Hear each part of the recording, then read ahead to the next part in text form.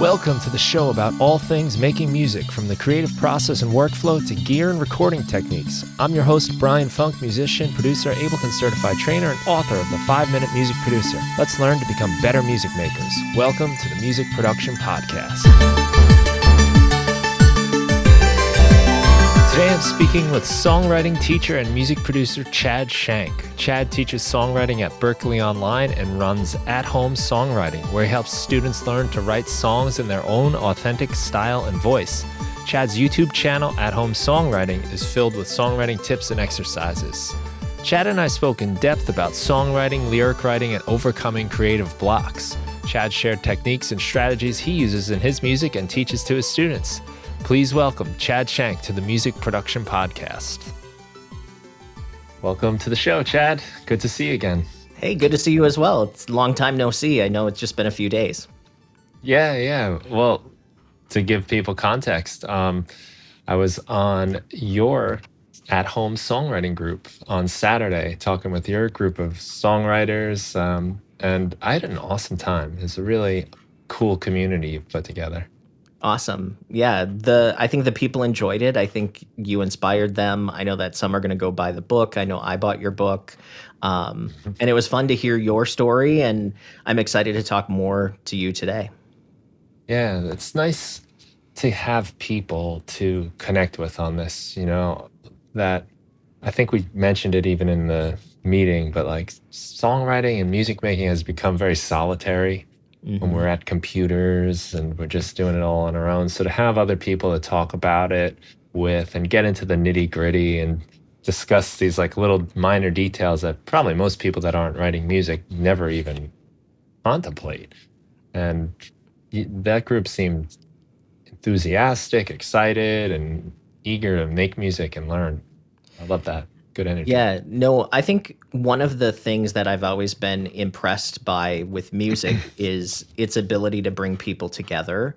Obviously, people understand that people like certain artists, and you can find different fan groups and fan bases of the artists. So you meet people that way. But I think one of the things that people don't realize is musicians and songwriters, we kind of find our people through it as well. And people who are not in this circle, like, have no idea what we're talking about, right? Like their eyes glaze over and they're just like, I don't know what compression is. I don't care about what's a DAW. Like, I just listen to music and that's it. So I think it's fun when you get into your people and then you can sort of like nerd out and go deep onto the stuff that interests us. But the general public is like, what are you talking about? Yeah, it's a big reason I started doing the podcast. People in my life are supportive and will listen to me to a certain degree, but there's only so far you can go. And that even goes for other musician friends too, that might just be in a different kind of lane. They might not be writing songs or working on a DAW. They might just be playing guitar or piano, and they might be in a totally different universe within music. So to have people that you can get into this stuff is important and has helped me, I think, just like deal with the ups and downs of it myself.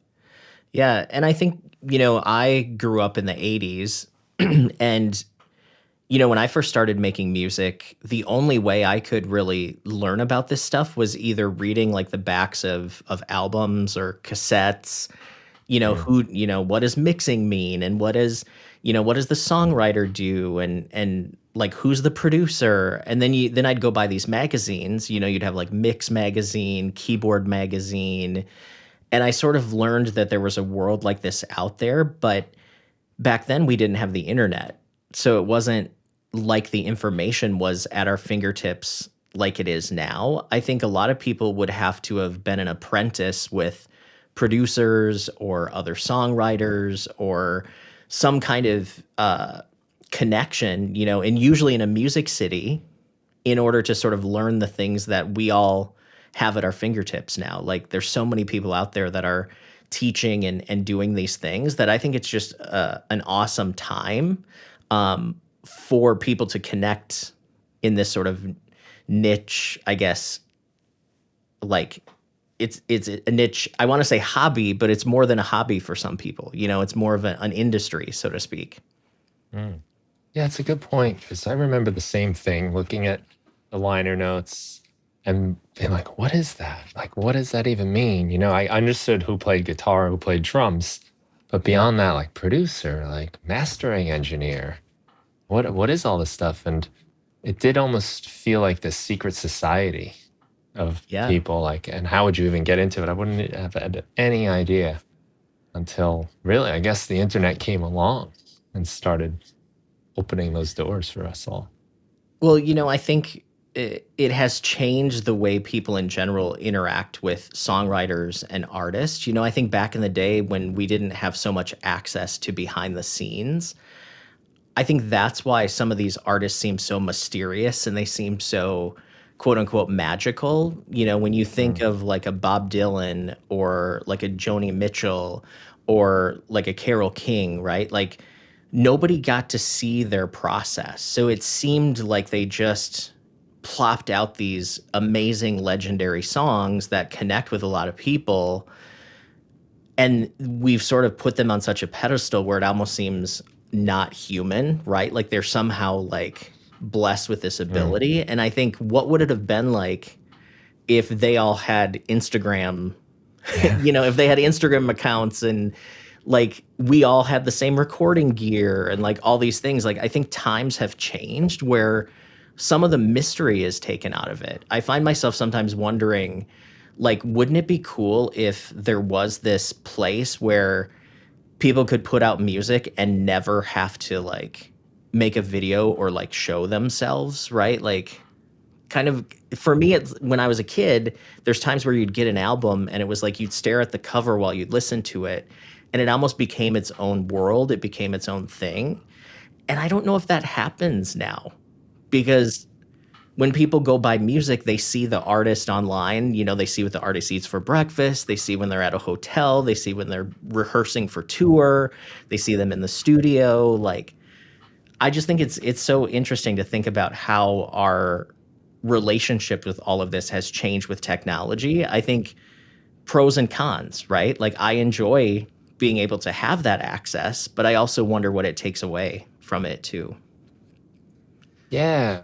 I have a few memories of bands like this where they didn't really have their pictures in the albums and you didn't know who they were and you didn't get a lot of that. So it was kind of mysterious and you really just had the music to go on. And Yeah. I'm probably going back to like late 90s, early 2000s where people's websites weren't really much. And I was at one concert in particular, I remember with my friend, and we were like waiting for the band to come out, and there were guys bringing guitars and equipment out. And we are like, I wonder if that's them. We're kind of like, they look like just regular guys. I don't know. Like, it's weird. And then when the band came out, we were like, oh, okay, that's them. Or even some artists that just seemed, like superhuman, superheroes, even to us as young Mhm. musicians. They would get online and they would just so regular that it did kind of take a little bit of the wind out of the sail. It's kind of like, oh, like he eats oatmeal too. Like he's just a regular guy. Yeah, So it's had kind of both effect on me where it is really interesting to see the process and learn how people do stuff. But then it, like you said, it demystifies it and there is a magic to it. And I could only imagine, like you said, Bob Dylan on Instagram, if we had all these videos of him working out ideas and doing covers and, you know, right.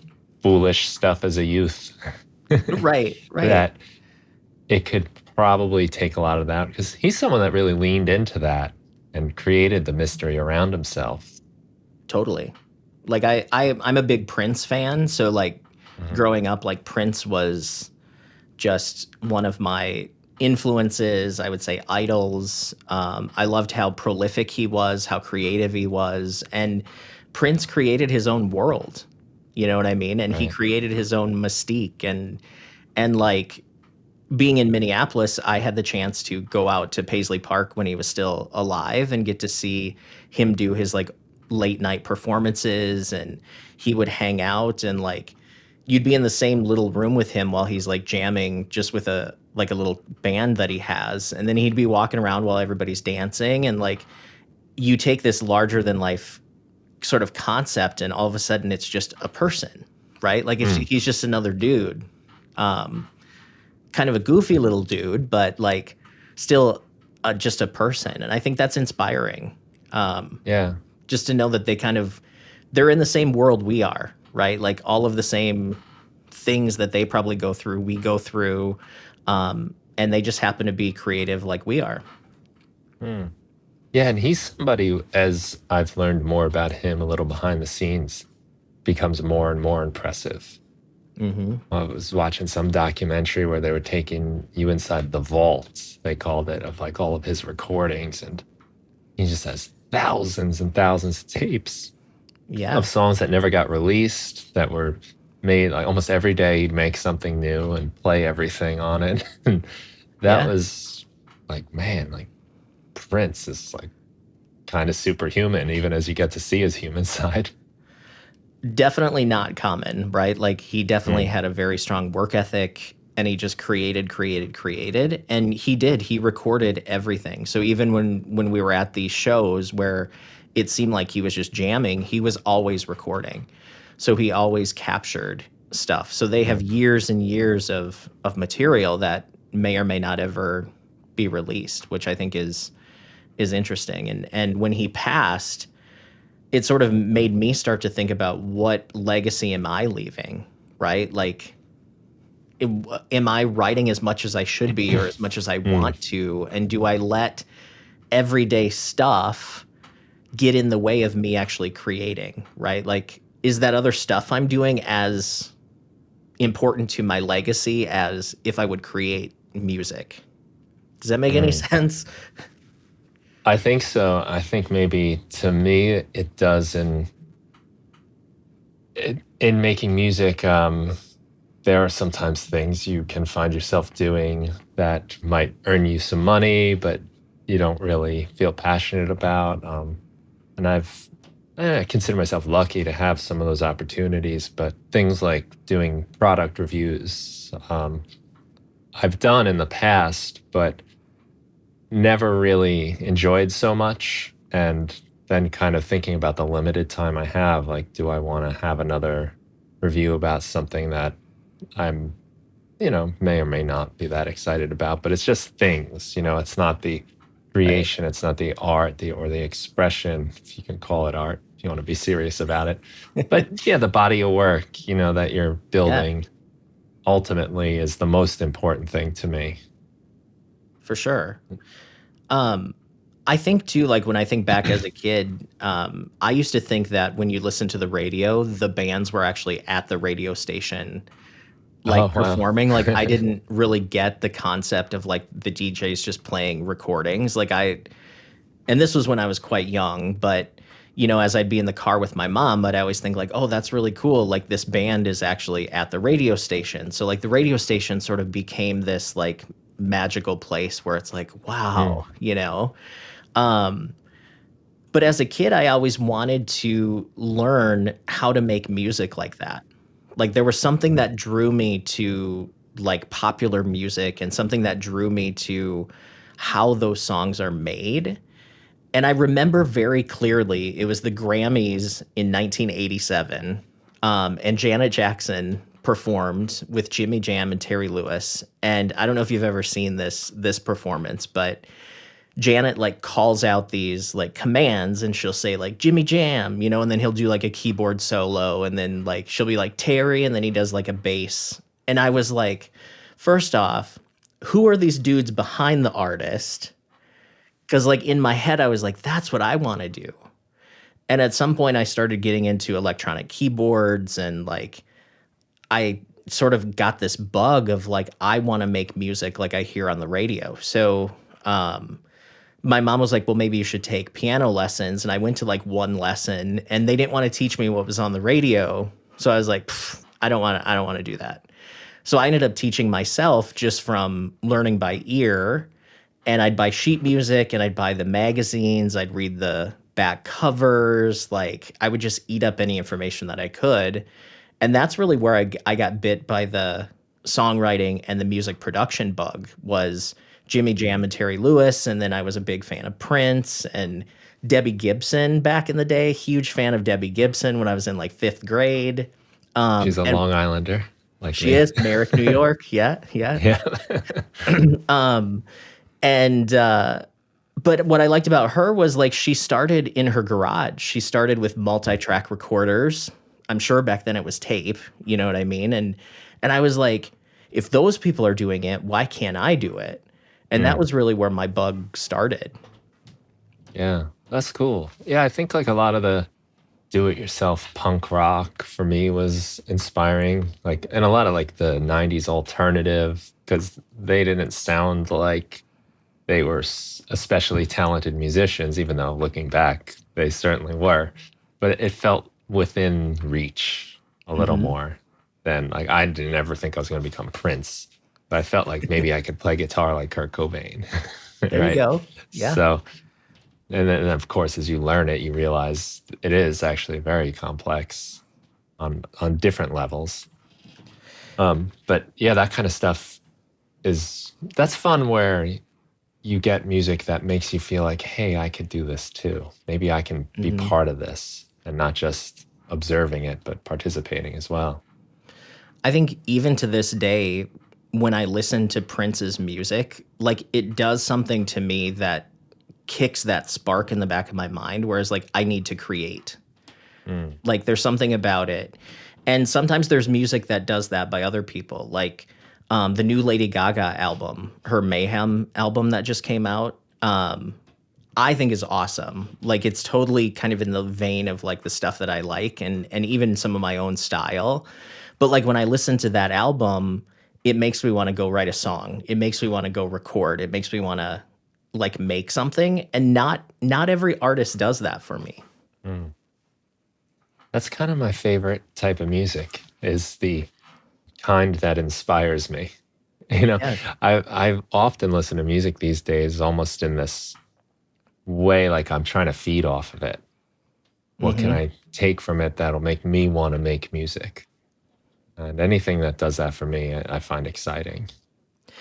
Do you think part of that is like knowing how the sausage is made a little bit? Like, and then there's some things that are just kind of average, and then all of a sudden something is like, holy cow, like everything lined up on that one. And like, how do I do that? Do you think there's some of that? Oh, yeah, I'm sure. I mean, sometimes you just hear sounds, oh, that was just interesting, or it could even be a songwriting technique or an arrangement type of thing, or just an overall impression it gives you. It Yeah. comes from all different angles. It could be lyrics, but yeah, something that just makes you want to create too. And it might be because you kind of understand how it's made or you don't. And you're like, well, how did they do that? Let's see if I can figure out my way of doing that. And Yeah. a lot of times that's not going to be spot on. There might be some kind of my own misinterpretations that kind of makes it my own thing, but I'm still kind of aiming at that, whether I hit the target or not. Yeah, well, I think that's art, right? Like no Mm, art is really 100% original. Like it's always influenced by something that came before it. Um, Even like Bob Dylan, you know, I think some people being so in the songwriting world, I think Dylan is like always looked at as like he is the songwriter, right? And to be honest, I'm not a huge Dylan fan, but I appreciate what he did. But mm, he was inspired by other stuff too. Like he just didn't come out of a vacuum. Like he yeah. was in literature, he was very educated. He was very much in the folk scene, which was very much inspired by different spirituals and sort of music of the time. But he took it and made it his own thing. So I think that's part of what we do as songwriters and artists is we're sort of like this hybrid of everything that we like and Mm, not only what we like but what our ability is, right? Because I mean, let's be honest, like we all are sort of limited by either the voice we have, however we play our instruments. Like, you know, no matter how hard I try, I'm not going to be Celine Dion, right? So I'm not going to be mm, able to really sing those types of songs, but I can do what I can do. But if I try to be Celine Dion, I might find something in the middle of Chad and Celine that becomes really cool, you know? mm. Yeah, and that question of like, what does it mean to be like Celine Dion? You're gonna, even if we both go on that same mission, you might focus in on one aspect of what she does, and I might focus on another. Right. And that interpretation is even individualistic. And I think that's one of the coolest things. And I guess as I get older too, I worry less and less about copying people or stealing their ideas or any of that. Because, like you said, for one, everything is derivative on some level. Yep. But I know that I'm going to mix and mash it with so many other things, whether I like it or not, that it will most likely come out sounding different and have my own spin on it, whatever that means. So Yeah. I mean, I it's kind of think freeing. it is freeing, and I think too with the creative process, you would almost drive yourself crazy worrying so much about, is this 100% never been done before? Like, hopefully this doesn't sound like anything else. And I tell people, sounding like and copying is two different things, right? You can have a song that sort of sounds like another song, but it's completely not the other song, right? Like, to me, that's totally within the you know the playing the rules rules of the game, Yeah. right? Like, even on Gaga's new album, there's a song called Killa that I think the verse melody sounds just like Prince Sign of the Times. And I saw online that even some other people are saying that too, but it's really just one part in this whole work that just reminds me of that. But Mhm. if somebody didn't know Prince or didn't know Sign of the Times, they wouldn't pick up on that, right? I'm just at an age where I've kind of heard so much stuff that I'm constantly like, that sounds like that song, and that sounds like that song. But I don't worry about it as I'm writing. Mm. Yes. Well, I've found when I'm in that creative process and I start worrying about this stuff, that's when it all falls apart. I lose Yep. it. I get too analytical. Now I'm editing before I've even really created anything to edit. And that's where I hit my obstacles and roadblocks. I'm trying to be clever with my chords, or I'm trying to do something interesting with the arrangements just to be interesting, not because it necessarily fits the song. I just want to be like, I like intellectual or something about it. And Yeah. now I'm out of it. Like you're trying to impress Rick Beato. I'm trying to do something that people would be like, "Oh wow," instead of Yeah. trying to just make stuff. And So it's a hard balance. it is a hard balance, and kind of how I have thought about it over the years of dealing with it is I've come to the conclusion that emotion is everything. So Mm, every decision that I make in my writing process, in my recording process, like, am I doing this because it supports the emotion that I'm trying to communicate, right? Like, or am I just doing this because I want to be cool, or am I doing it to impress somebody? And I think as writers, it's really easy to get into this writing to impress mode where we sort of forget that our listeners don't care.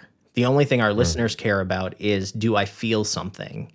And is there a very concentrated emotion that the song communicates, right? So it takes some of the pressure off for me thinking about, like, okay, if I want to do this, how does that support the underlying emotion that my song is about?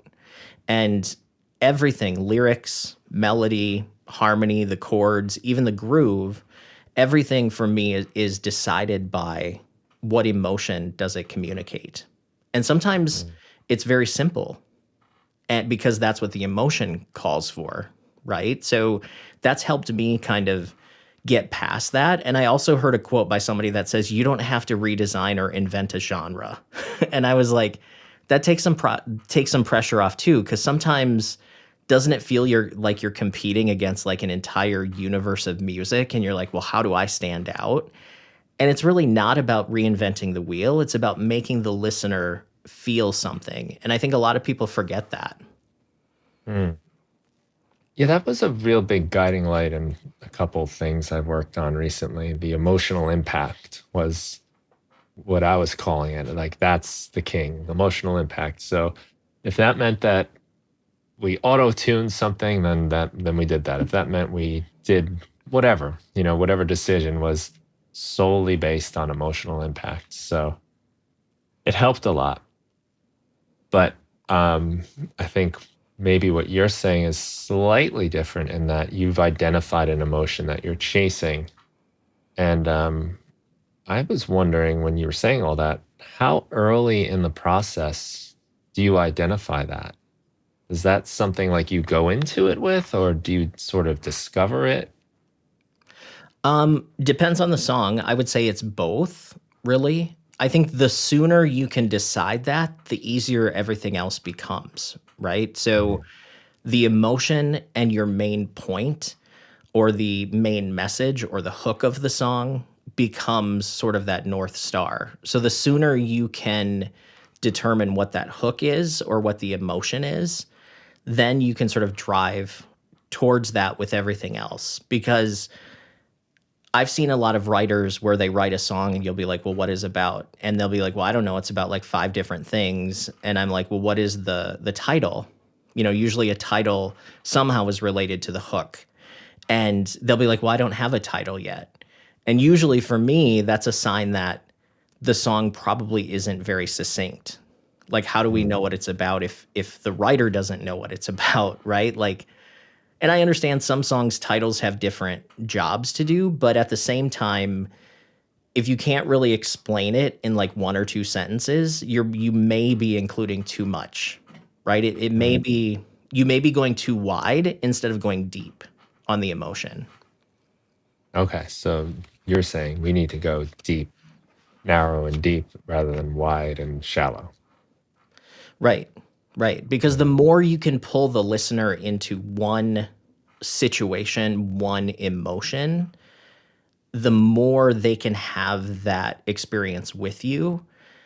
And you have to be, a lot of times people think, well, I want my music to touch as many people as possible. So I'm going to write very vague, right? Like I'm going to write stuff that, people can interpret it the way that they want to. But what that Mm. actually does is it means that if people don't know what you're talking about, they have no way to know if they relate to it or not. So a lot of times those songs are not lyrically driven. Those songs are groove driven. They're musically like melody. Because what really connects to the listeners is specificity and being Mm. specific. So the more specific you can be, the more universal your song is, right? Because then the listener puts themselves into the picture and then they can subconsciously decide, do I relate to this or not? If that makes Mm. sense. I think about that a lot, actually, the specificity, because I think there's an irony there. Like, if I'm getting this specific, it's my situation and the details I went through. How could other people ever relate? Because it's so, you weren't walking across that bridge with a balloon in your hand when, whatever happened. But somehow that does really make us connect. And song I always come back to, and it's probably because I teach it in my high school classes, is The Highway Patrolman by Bruce Springsteen. And he's talking about his brother Frankie. He's a highway patrolman, and his brother Frankie's no good, and he's getting into trouble. And it's all about like brotherly love, and he's got to make this moral, ethical decision about whether he's loyal to his job or loyal to his brother, because ultimately his brother gets in trouble and he has to arrest him. And that is so specific. I'm not a police officer, though. I did have parents that were police officers, and uh, still, like, there's so much about it that is hard to connect to. But even like high school kids, I see them like kind of like, yeah, like sometimes in life, like you have these difficult decisions and two things you love that you have to decide between. That's the universal feeling, but it really comes out in this very specific story. So I think that's the key, right? Like, what is Springsteen really writing about, a highway patrolman? No, he's Right. actually writing about moral dilemmas, right? Mm. So when you're thinking about writing, if you have the moral of the story or you have sort of the emotion or what the song is about, you can then use the specific details to communicate that underlying emotion. So I think that's a good example. Mm, Think about songs by like John Mayer, right? Like John Mayer writes very specific lyrics, right? Like in his song My Stupid Mouth, he says like, um, we looked out the window. Basically, they're sitting at a cafe, looking out the window. She's playing with napkins. He's like moving the salt and pepper shakers around, and like it's just awkward because he said something stupid, right? And the right. whole song is about his stupid mouth and how he always says dumb things. But he paints such a visible and visual picture that it pulls us in as listeners. And even though it's not our story, we can relate to it because we can sort of see it in our mind. Um, there's a really good song I think it's by Josh Phillips. He wrote it, but Cody Johnson. It's a country song called Dirt Cheap.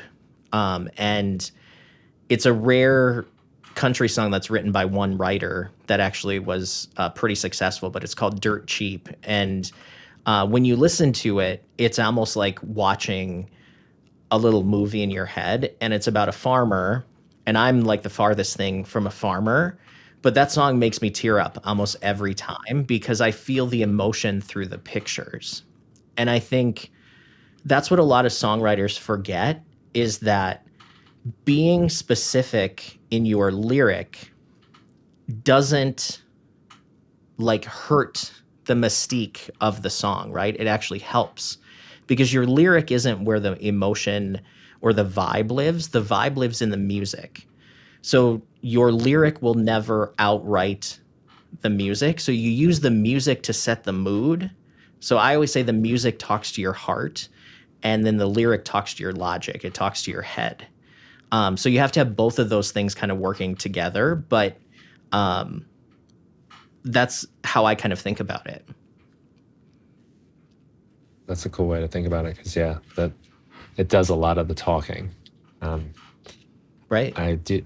We do exercises, and you're also a Berklee Online instructor as well. We should probably mention, but in Yeah. my sampling class, there's one week where we combine samples from various sources, and I always pull up the Mrs. Doubtfire trailer from that movie from the '90s with Robin Williams, comedy family movie, but someone reset it as a horror film. So Yeah. they took certain lines out of context.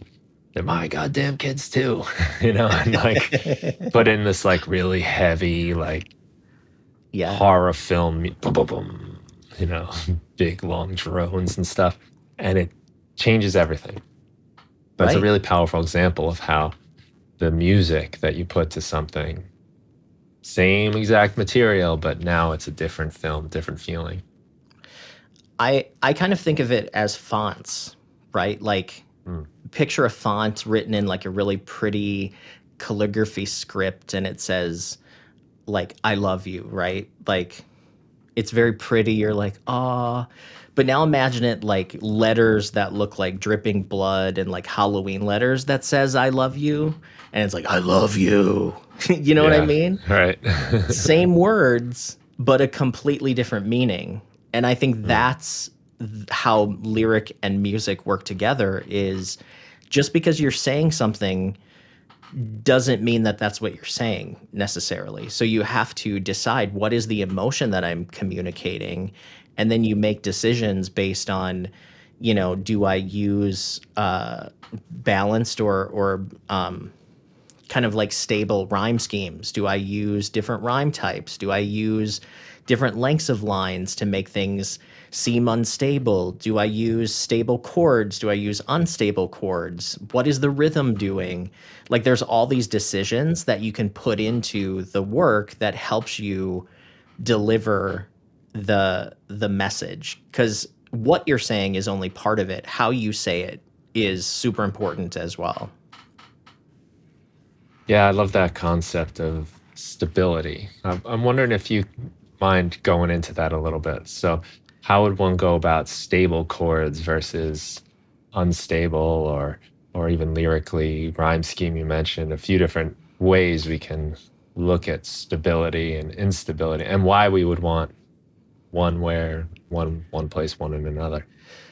So stability is created by balance, right? So things that resolve, things that come to a resolution. Within a rhyme scheme, like let's say you have Mary had a little lamb, fleece was white as snow. Everywhere that Mary went, the lamb was sure to go, right? You have two lines that set up a pattern, and then the next two lines match the pattern. So that's stable. But what if I said, Mary had a little lamb, fleece was white as snow. Everywhere that Mary went, the lamb was sure to fly.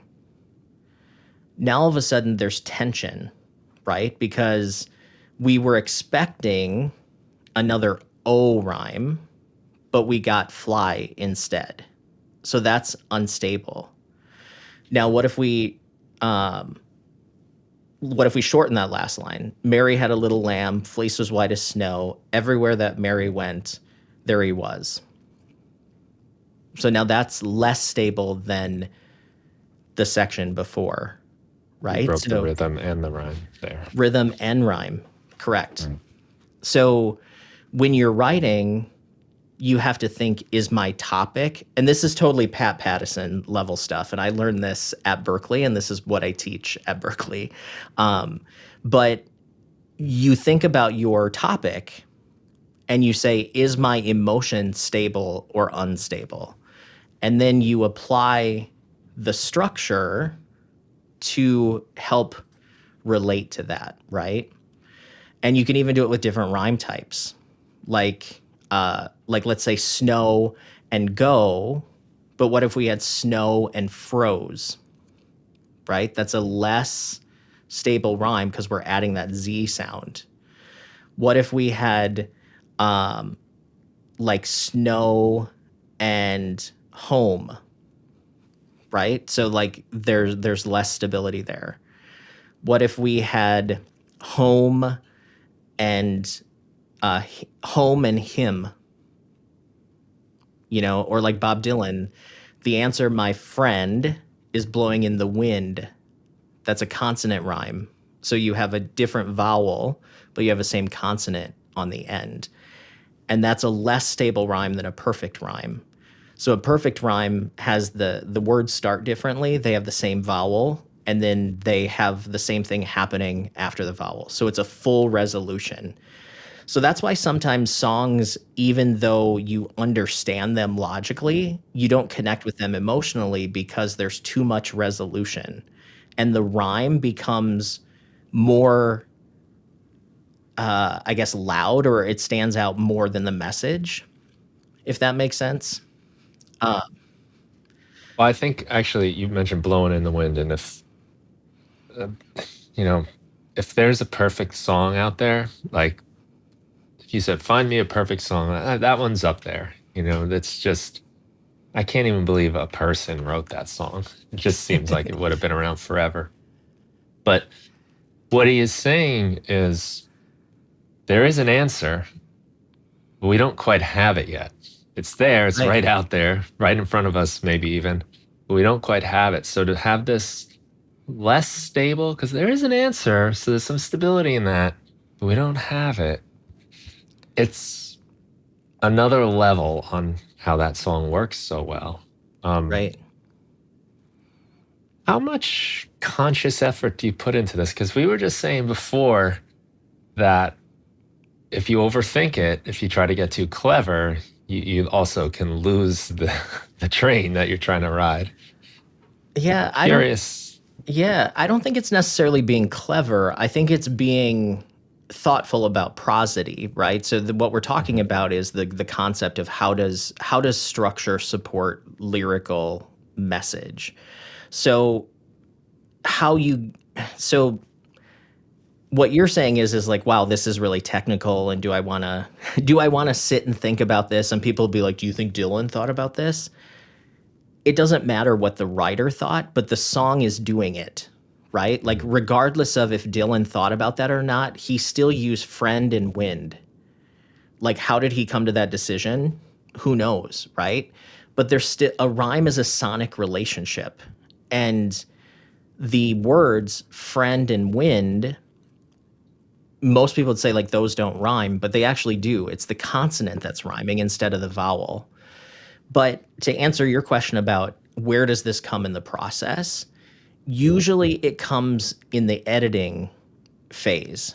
So usually it's a good idea to create and get a whole bunch of material, sort of get the first draft, get the spark out, right? Like, but then go back and look, how can I make this support an emotion better? Or how do I make it support emotions more strong or stronger? So you may read your section and you'll be like, something feels off. Well, what if you just drop a line? So now instead of having 4 lines that balance, what if you only have 3 lines that are unbalanced? And does that tension fit with the way it feels? So it all comes down to feel, and how does that equate with what you want the listener to feel, or what is your character feeling? So I think about it kind of all the time because I'm aware of it, but at the same time, I don't let it limit the creativity. I use it as an option. So it's a kind of what happens if, instead of rhyming friend and end, like just take that line. The answer, my friend, is standing at the end. That doesn't have the same emotion as the answer, my friend, is blowing in the wind. Now all of a sudden we're like floating, right? Like it feels like it's not resolved. Well, the wind isn't resolved. The answer, like you said, isn't resolved. Blowing. It's But think of how many writers would write it as a perfect rhyme. yeah.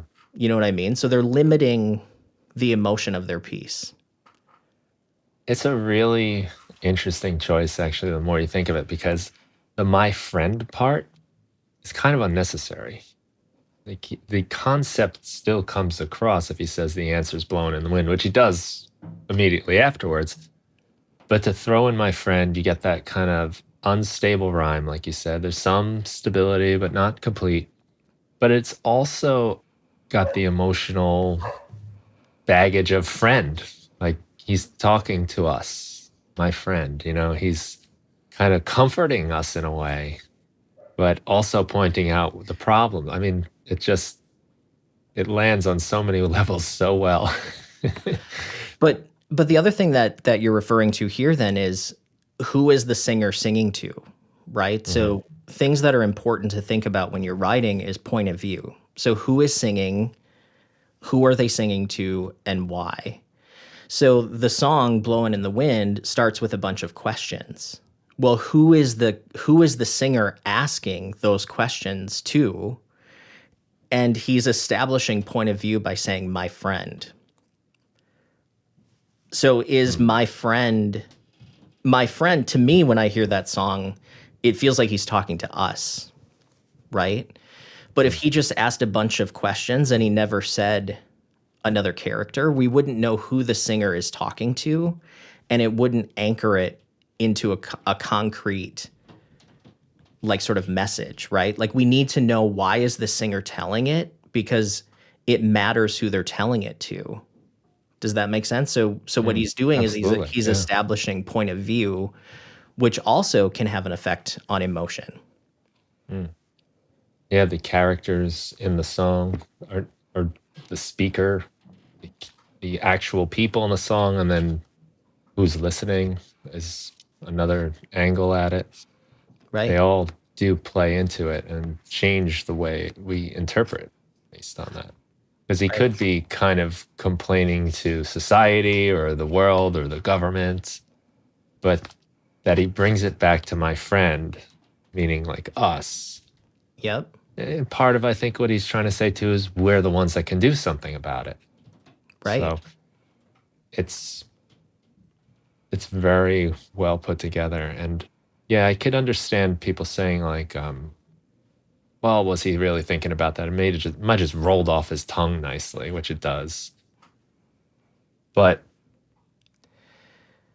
I So think to fear that more knowledge is going to inhibit you is not really the case. Like you said, it's a choice. Like now you just have another option. You're something you're aware of, like you said, that okay, Yep. so something's not working here. Well, I know about like maybe a 3-line part would be nice because it's going to be unsettling.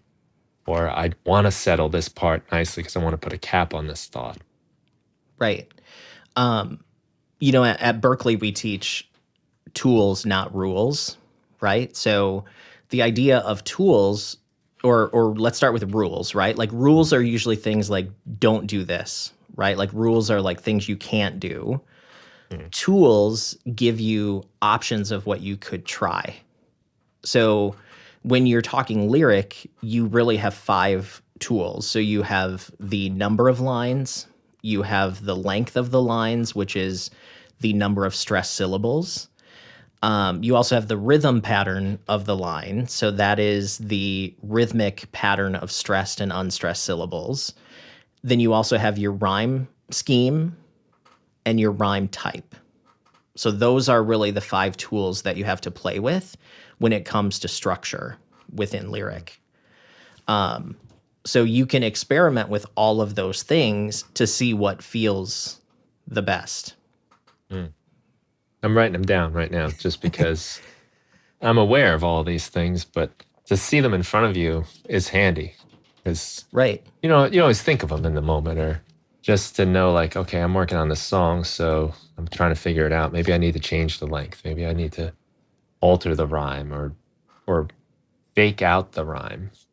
And I Right. think a lot of music is playing around with expectations, like you kind of mentioned before. We expect Yep. something to happen, and then if it doesn't, so it's this balance of familiar, unfamiliar, expected, and unexpected. And if you go too far in either direction, it kind of doesn't work. You get too familiar, and then it's like, just cliche and obvious what's Yep. going to happen next. And if you go too far, then it's like, I don't know where we are. I don't know where the one is. And I don't know what's it becomes very abstract. To me when people say clever, that's what that means is it's almost like it's on the edge of like I'm just doing this because I'm going to do it. And I know some songwriters that they just like to they say they want to break the rules even though there are no rules. They like to break the rules, right? And then they'll make these songs that are totally just wacky and they're just trying to sort of like show off like, "Hey, look at how clever I am as a songwriter." And I just think that's a not the right way to think about it, right? I think you prove your worth as a songwriter by making somebody feel something in my mind, right? So Mhm. if you're doing something that's clever, sometimes you risk it becoming like a novelty, right? Which there's nothing wrong with that if novelty is what you're going for. Do you know what I'm saying? Like Mhm. sometimes you might want to be funny and you might want to be a little bit over the top, but that's because the song calls for it, right? Like maybe the song is about falling in love and you're just like a blithering like clown all the time. And then all of a sudden you're like, yeah, let's just throw in this structure, or let's throw in these things that are clownish because it fits with what's happening. You know what I Mhm. mean? Yeah. Yeah. It's another tool, right? And I think that might be part of the reason I've not really enjoyed some music. People think that I'm going to enjoy, like that's really, oh, listen to like the time signature here, and like you never know where they're going to go, and listen how good they play their instrument. I mean, some of it's impressive just Yeah. from like as a musician and the ability to like move my fingers. It's impressive, but it doesn't take me too far. I have friends will send me like a video of like a 11-year-old shredding over like some famous song that's better than the original solo, and it's like, like yes, they're very good. It's impressive, but that's a whole other. It's like another sport or something. This Yeah. this I idea mean, of I I don't think I don't even know if it's called virtuosity, but because it's almost to me like misapplied virtuosity. But maybe it's just my goal is a little different, where I'm trying to make the music, not just play the instrument really well. I mean, I If think that makes sense. that's the difference, right? Like, can someone on an instrument make you feel something, and can that be entertaining? And like, absolutely. That's not really what I aim for, though. I'm more of a songwriter that I want someone to connect with the song. And a lot of times it doesn't have to be complicated. It doesn't have to be showy in order to communicate something really powerful, right? Mm, Like think of the song like I Can't Make You Love Me If You Don't. Like think mhm, of how simple that is. Like turn down the lights, turn down the bed, turn down these voices inside my head, right? And the music just the tempo, the music just like pulls at your heartstrings, right? It's very mm, subtle, it's very unassuming, but yet that song really touches a ton of people.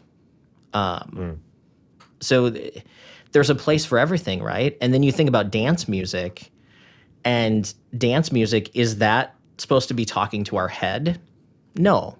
You know, sometimes people will like poo poo on pop music or dance music and they'll be like, the lyrics are cheesy, man. Like, they're no Bob Dylan. And it's like, yeah, but people aren't listening to that for the same reason. Like, people want to dance to dance music. So they want to be physically invested instead of mentally invested, right? So there's different listener investment, I think, that happens. And you, as the writer, get to decide, like, what is the star of the show here? Like, is it the groove? Is it the music? And then if it's the groove and the music, you don't have to write as many lyrics. You don't have to write as complicated of lyrics. But if you want to be a singer-songwriter where it's you and just a single instrument, more than likely it's going to be a little bit more melody and lyric focused, right? Because those are going to be more of the star of the show, more so than the accompaniment of it. So I think there's a place for all of it. And it makes me mad when people like sort of downplay certain genres because, like, do you think that those writers care any less about the craft than like what you do? You know what I mean? Yeah. That's something getting into production has taught me actually Mm, quite a lot. And even um, sometimes it might be just like pop music that comes out that feels generic or maybe kind of riding a trend or, vapid, right? yeah. Like some of that kind of stuff. But the kind of magic is in the production, in Yeah. that part of the craft. And I think electronic and dance music is a good example of music that has its its purpose in that you're out and you're with this group of people having this sort of communal experience, and that there's something physical about music. I mean, it is literally physical movement of air. So when Totally. you're in that, I mean, stand in front of a huge guitar amp and just play an A chord. I mean, that's satisfying. And to feel the thumping of like those sub speakers, it definitely does something to you. And you probably don't want the lyrics getting in the way of that too much. Maybe No. something like, which is why like the repetitious or repetitive lines that are often in that kind of music is there to get you in that hypnotic state of mind. 100%. But now imagine taking those songs and just having someone playing an acoustic guitar with a very repetitive like chord pattern and then just repeating the same lyric, right? Like that doesn't translate Yeah. very well. It might, Right. but yeah. Yeah. But gotcha. It's something I think we spoke about this a little bit maybe on Saturday at the At Home Songwriting meeting group, Yeah. where we were talking about like the purpose. Like, what is the purpose of the song? Why? Who's listening to it for what reason? What are they doing? What am I driving home at night from the party? Am I at the party? Am I trying to fall asleep? Am I doing yoga or meditation, or am I hitting the gym? Like all of those call Yeah. for much different types of experiences, and music will color it in a much different way each time. Yeah, and I think too, like thinking of the purpose as a writer, thinking of the purpose of your song is important because you can't have everything. Like you can't have a really killer lyric plus a killer melody plus a killer guitar part plus a killer beat and like all of these things that are at like level 10, like something has to stand out, otherwise nothing stands out, right? So I think as songwriters, we kind of have to determine what is sort of the role that this song plays. Like, am I speaking like emotionally to someone? Am I speaking intellectually to someone? I think there are songs that speak to our intellect more than our emotion, right? A lot of times protest songs or like sort of current event type songs. I mean, they're emotional, but they're also really talking about very concrete, like current things that are very intellectual as well. And then there's also the songs like we talked about with the dance music, where it's like people just want to have a good time. Like like you don't want to cry on the dance floor necessarily, right? Like Yeah. that might kind of ruin the night. Yeah, it's something I picked up on playing in bands, and most of the time when we play out, it's Friday night, Saturday night, at a social event, a bar half the time, or a club, and no Yeah. one really wants to hear your sappy, artistic, deep-seated, Yeah. indulgent project. They want to be lifted up, and that's became like in understanding what we were doing with our music in certain bands, that became like the point. Like, all right, we're Mhm. here to like make everybody have more fun.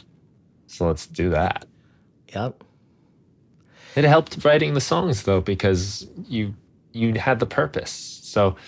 So many decisions are made for you before you even start. And that's one of the hardest things, is to decide. Like you said, you want to have the song that's this and that and all these like excellent features that are over the top. But probably most songs that you love are the song that does like this one thing. Right. It's got this standout thing about it that you remember. Oh, this is the song that has that insert, whatever. Yep. Not 47 things that it does. Well, and I hear a lot of newer writers coming to me and they want to learn about chords, right? They're like, I need better chords because they think better chords equals better song. And what I like to remind them is that your chords are not your song. Your chords are there to color the melody and they're there to color the lyric. So there's a reason why there's millions of songs that only have 3 chords, right? Like because they have enough emotion, they have enough movement in order to color what's happening melodically, what's happening lyrically. If you make your chords too complicated, people won't pay attention to what you're saying. So if you Mm, want people to pay attention to what you're saying, the more simple you can make the chords and the more simple you can make the melody, the better, because you don't want to have people subconsciously trying to figure out your song. You want them listening and feeling the song. I always say that once you make people think, you've lost them. Um, mm, so sometimes writers like to almost write a riddle. Like, well, I don't really give the message until like after the bridge, right? Like really late in the song. It's like nobody's gonna even get there. You know what I mean? mm. Like you need to make it so they feel it and they get it as soon as possible, because and it's even worse in today's day and age where the average playtime on Spotify is less than 7 seconds. So if you don't catch somebody within about 7 seconds, like they're not going to listen to your song. But um but really the idea here is you don't want your listener doing a like a story problem. You want them feeling and getting like immersed in your story. So how do you do that? How do you do that lyrically? How do you do that musically?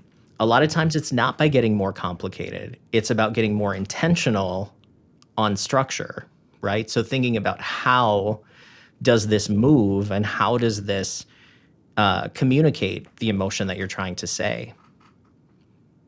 So do you have any thoughts on how we can do that musically? How we can pull people into the story early on so that they want to stick around and make it past 7 seconds, which is I'm always thinking like I'm surprised it's that long, but I guess there are songs people actually listen to the whole thing, which probably really skews this. It's probably at the extremes, right? Like 2 seconds and 4 minutes. Probably. Right, right.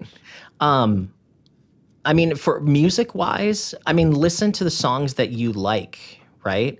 And just listen to the intro and take a song and really pay attention to like what is the music doing to set that mood before before even one word is even said, right? And a lot of times you will find that that emotion is being established before the singer even says anything. Like, and it's fun to do if you take a song that you don't know and just play the intro and then write down what you think it could be about and then play the rest of it and see if you were right. But how you establish that emotion is you establish it through the sound, through the emotion. So it comes back to this idea of stable and unstable, right? Are you having resolved chords or are you adding some tension, right? Like, well, how do you add tension to a chord? Well, let's take a C major chord. What if you add in the D, the 2, right? So you have C major, so you're playing like a C add 9. Like a C add 9 has a little bit of tension that your straight up triad doesn't have, right? And then what if you take your C major chord and instead of playing the D, what if you play the F instead? Like, what does that emotion sound like? And then what if you play the A on the chord? So that almost becomes an inverted A minor 7 chord, right? So the notes of the scale all have different harmonic functions that build or they either build tension or they resolve. So when you hear people talk about songwriting as all tension and release, that's what people are talking about is, are you staying resolved or are you adding tension somewhere, if that makes sense?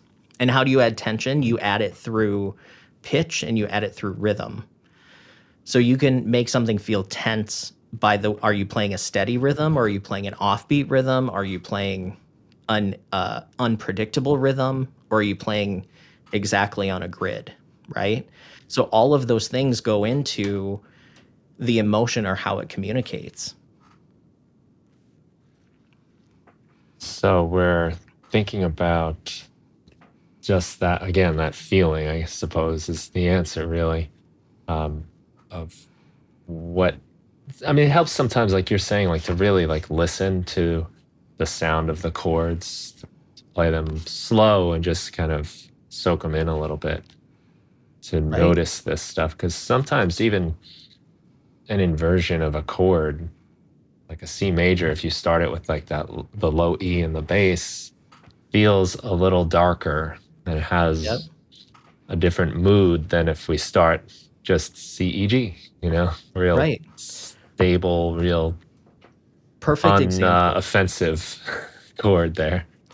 No, that's a perfect example. Like a C with an E in the bass or the first inversion is not as stable as the root position, right? So even though you're playing a C, like if you're in the key of C, you're home, but maybe you didn't lock the door, right? Like there's a little Right. bit of tension there. You're not completely home, but you're close enough. But now if you play a G chord in the key of C, now a G chord is pretty resolved, right? Because it's, one of the 1, 4, 5. So it has its own sense of resolution, but it wants to pull back to that C. So there's a lot of tension in the G chord.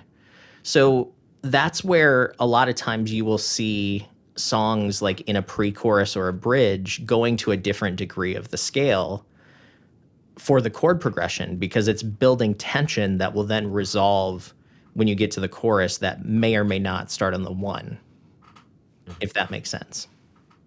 Right.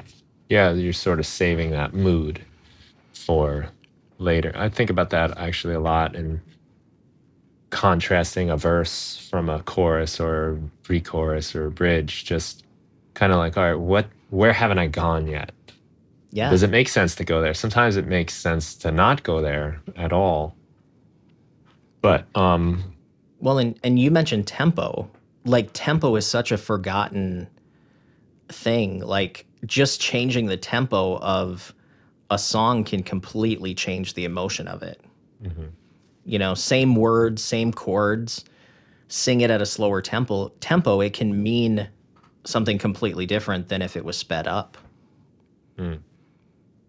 Yeah, all interesting factors you have to consider. I think it's fun. Like I think it's fun like Yeah. trying to figure out why do people react to certain songs and why do certain songs have the ability to make people cry, or what makes them want to.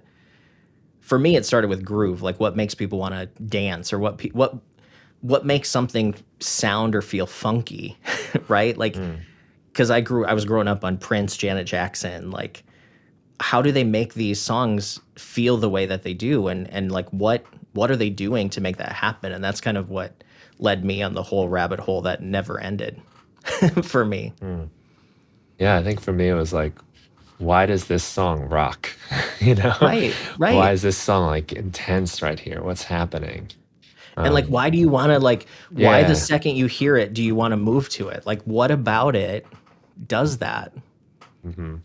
Yeah, now it's moving, it's driving, I'm gonna shake my head to it and pump my fist.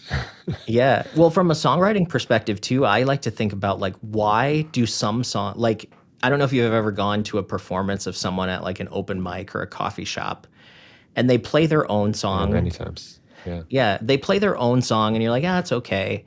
And then all of a sudden they start playing a cover song.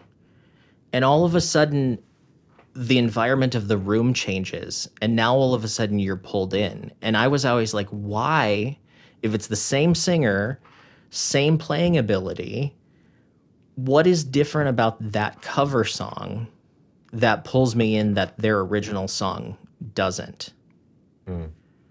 You know, because I have a friend who will remain nameless, but when she performs her own songs, I don't feel it. But when she performs cover songs, like it's a completely different experience. And I've always wondered why. And I've come to the conclusion that I think it's melody. I think it comes down to the melody that is supporting the lyrics. I think there's something that hit songs have, and I think melody is really important in that equation. Mm. Well, in what way?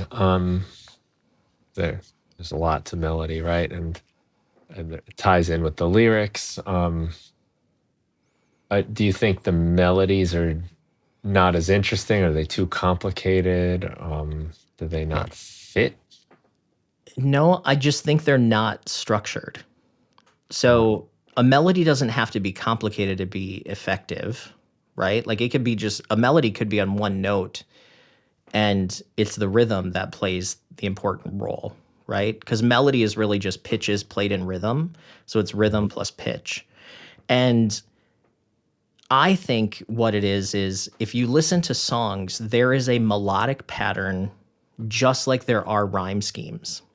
So if you listen to songs, you will find that they have a repetition pattern of something that's like same, different, same, different, right? Like, so you might have an A, or like an A, B, or an A, B.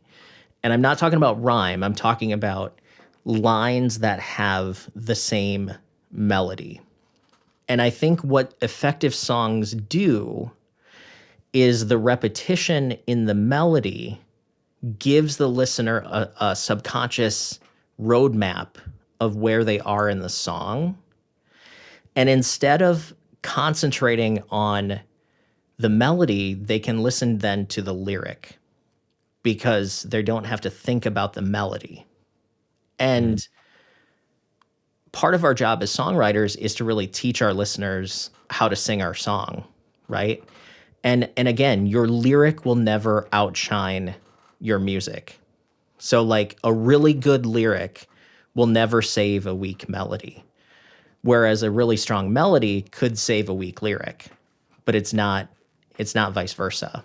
So I think my theory is the melody becomes what a lot of songwriters should focus on to improve their writing the fastest. Because I think people have pretty good ideas lyrically, but if the melody's not there, I just don't think it lands very well. I've noticed it, yeah, doing open mic nights for decades and even seeing bands and watching the opening band in comparison.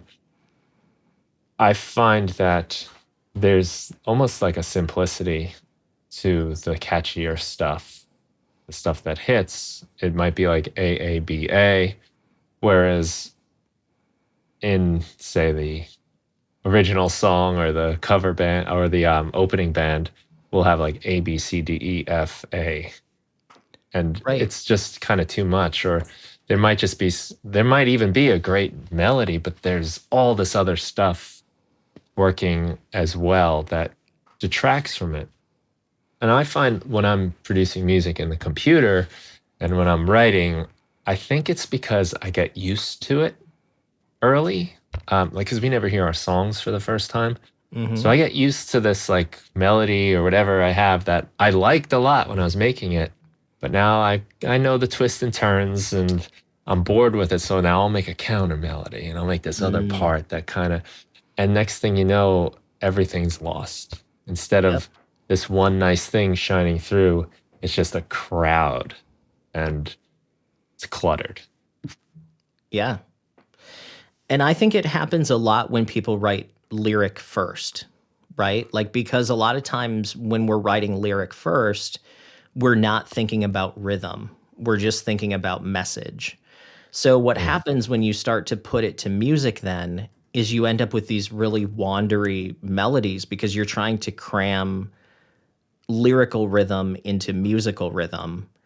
And sort of the way past this is to think intentionally about what's happening in your lyric and write to a lyrical rhythm before you even put it to music, right? mm, So I find it easy a lot of times to come up with a concept and then I'll make a melody and then I'll write lyrics to the melody.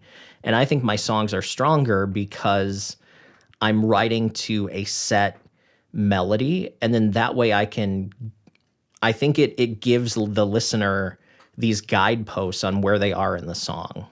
And if you mm. study songs like Fire and Rain by James Taylor, right? Just yesterday morning, they let me know you were gone. Suzanne, the plans they made put an end to you. So there's 3 lines there. So you have morning, gone, you. So it's a kind of A, B, C, right? And then the next lines, woke up, walked out this morning and I wrote down this song. Just can't remember who to send it to. So you have morning, song, to. So instead of morning, gone, you, it's morning, song, to. So you have ABC, ABC rhyme scheme. And the melodic pattern is also ABC. So it goes ABC, ABC, both for the melody and both for the rhyme scheme. So one thing you'll notice if you study hit songs is that the lines that rhyme many times have the same melody. So it's a good place to start and kind of teach yourself how to be a little bit more intentional about structure. And I think you'll find that people will start commenting and connecting with your songs more because they don't know what's happening, but they know that it feels more professional. Does that make sense? Yeah, absolutely. And another point about just those lines too, they're kind of complete phrases Mhm. that like I really like when lyrics just sound natural, almost like they're spoken. And you have a Yep. video on this recently about like stressed syllables and things like that. And you kind of get into this. But just yesterday morning is like a phrase someone would say. They let me know you Yep. were gone.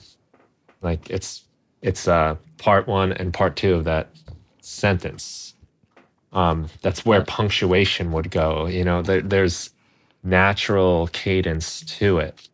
Where if it was like just yesterday morning, it's disconnected and you kind of lost the train of thought as the Yep. listener. You're processing it in that one group that it's presented in.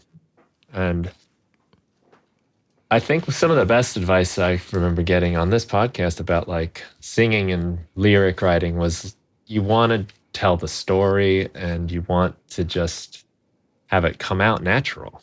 Like focus on making it natural first and then work with that. But when we write the lyrics first, we wind up with these like kind of weird broken apart things because the melody and the lyrics are not Yep. together.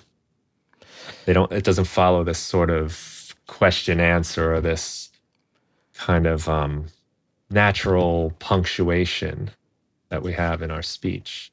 Right. Right. And what's interesting about that is, just yesterday morning, comma, they let me know you were gone. That pause kicks it to a new melodic phrase. So a lot of times you don't want to split a thought between two lines unless there's a natural place to do it. And that's kind of what you're talking about. Like you said, just yesterday morning, they let me know you were gone sounds weird. But we do that as writers sometimes. And that's called an enjambment, where it's two thoughts split over two lines. And the other thing about like songs like this too is you want to stay conversational and you want to establish a who, when, and a where as soon as possible, or at least two of the three, right? So just yesterday morning, that's a when. They let me know you were gone. That's a who. Suzanne, the plans they made put an end to you. So that's more about the what. So you have a who, a when, and a what. I got up this morning. That's when. I wrote down this song. So that's a who and a what. I just can't remember who to send it to. That's more of a thought. So we really don't get a where, right? But we get a who, when, and a what. So the more information you can give your listener early in the song, that information sticks with the listener throughout the entire song. So if you wait till too late in the song to introduce a character or introduce an idea, that information doesn't color what's already happened. Information runs forward within the song. So establishing that point of view, establishing kind of that situation is so important to do that in that first verse. And that's really the job of the first verse, is to establish the who, when, where, kind of what's happening. And then your chorus tells you, why did we just tell you all of this stuff? The chorus is the emotional center. The chorus is the emotional why. So a lot of times you're not giving the listener a whole bunch new information in your chorus. You're just summarizing and kind of talking about the emotion. Think of it as like that's kind of the message and the Right. kind of theme in the chorus, and then all the other stuff is, like you said, setting and time, place, who. Yeah. Yeah, it's helpful to think that way too, because again, like this just gives you these choices where otherwise it's hard to know where to begin, where to start. Totally. I find for myself, in order to get this right, my lyric writing process is usually blabber singing nonsense, where I'm trying to just find consonants, vowels, timing, rhythm, Yeah. and shapes. And in that process, something comes out. I might say something, just kind of falls out. And then it's like, oh, there we go. That's a good thing I can work around.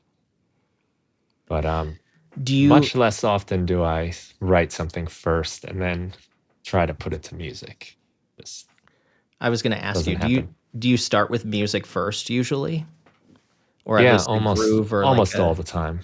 Yeah. Yeah. I like to keep like lyric ideas. So I've got a giant list of things that I think would make good titles or lines or just topics. Yep. But it's very unusual that I write them out and then put the music to it, just because the music is the thing that it's like the vehicle. I need to pick out the vehicle before I put the people in the car. Yeah. I don't know. I guess you could pick people and then find a car, but I think it's a lot harder. It's easier to have the car and know how many people I can fit. Correct. Yeah. Stretch that metaphor. I think the more Well, and you have to know where you're going too, right? Like once you get the Mm. car, you kind of have to know, like, well, where are we going? Are we just going to sit here? Or are we going to go somewhere? Yeah, But and knowing what kind of car helps you determine where you're going to go, right? Like right, the sound of this thing lets informs the lyrical content. right. Um, I think the more I study like hit songwriters and things, I think a lot of times the music is coming first, and I think a lot of times if the lyric is early in the process, it's almost at the same time as the Mm. music. I think there's very few people that are writing a lyric and then setting it to music. I think there's such an important relationship between the two that the sooner you can start putting them together, the better. Now that I mean, there's times where I'll write a verse and then figure out how it goes, and then I'll create music for the that contrast to that for the chorus, and like, kind of go from there. But I find my songs when I start lyric first are not as strong as when I start with melody and music first, Mm. if that makes sense. Definitely, because you hear it and they say, "Oh, that's a feeling, and that makes me think about this," or memories start popping up, or you start imagining things to go with it. Where you just don't get that. The music, like you said, that's the heart part, and the mind reacts to the heart. We Yeah. think about the way we feel, and that's where I suppose lyrics start coming in. Well, music is universal, right? Like music is sort of the universal language. You can hear a song that's in a language you don't understand, and you can still kind of tell what emotion they're communicating. Mm. So, the fact that that emotion isn't really coming from the lyric takes a little bit of pressure off of us. But I think what's fun to do sometimes is if you have a title idea or you have a line, run it through different emotions. Like if I'm writing a happy song, what does this title mean? If I'm writing a sad song, what does this title mean? If I'm writing a Mhm. song about nostalgia, what does the title mean? If I'm writing a song about betrayal, what does the title mean? Like, and run it through these different lenses of emotion. And you might find that what you originally thought isn't as cool as something that sort of raises its hand and says, like, that feels really cool. Mm. Yeah, that's a cool idea because I do that a lot with my list of ideas because I might have something and then I'll just kind of scan it and I'll be like, oh, I thought that was going to be happy or sad, or and now it's like kind of a joke, or now Yeah. it's you know sarcastic in this context, Right. and that's all because of the shading the music gives it. Yeah. So like that's why some people think like, well, I want to write a really sad song, but I want the music to be really happy.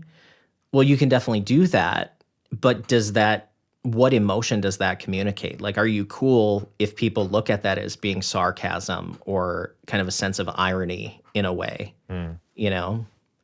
Because I get it. Some people are like, well, if I'm writing a sad song, then I don't just want to make it sad. Like, that sounds so cliche, but it's cliche to us as writers. And are we writing to impress our other writer friends, or are we writing to impress like the people that are not writers, Yeah. right?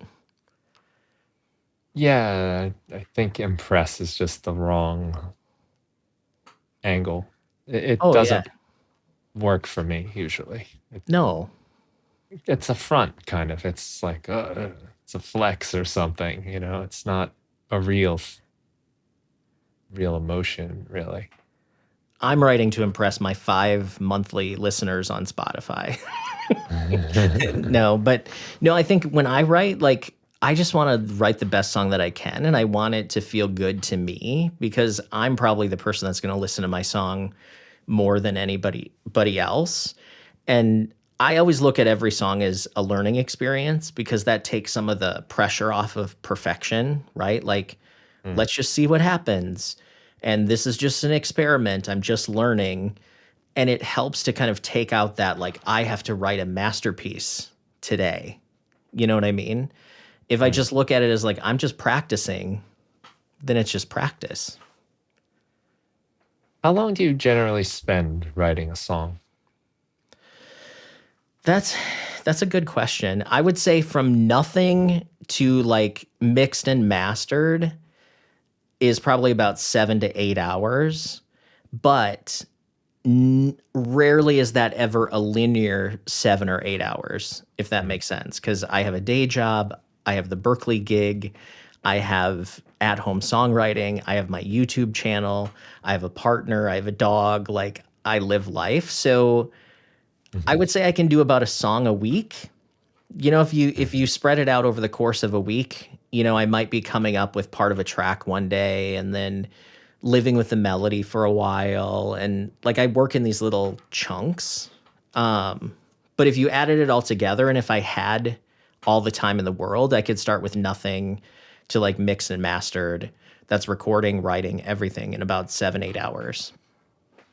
Okay. Do you find yourself writing the song completely before you hit record anywhere? Or No, are you kind of putting it together? it's all kind of Okay. interwoven in the process. I think I have this impression of like songwriting teachers as they sit down at the piano or guitar and they get the whole entire thing together, and that's writing a song. Where for me it's become more of a blend. It used to be when I was younger and that's all I had. You had to write the whole Yeah. song. But I I don't know if I'm copping out sometimes. I think of it almost like where I want to like hear something come together, but so I'm going to kind of skip the writing phase and do it as I go.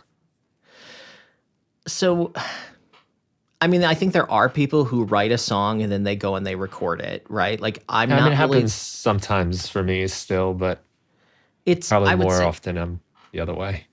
to me, I think my DAW, like I'm a Logic person.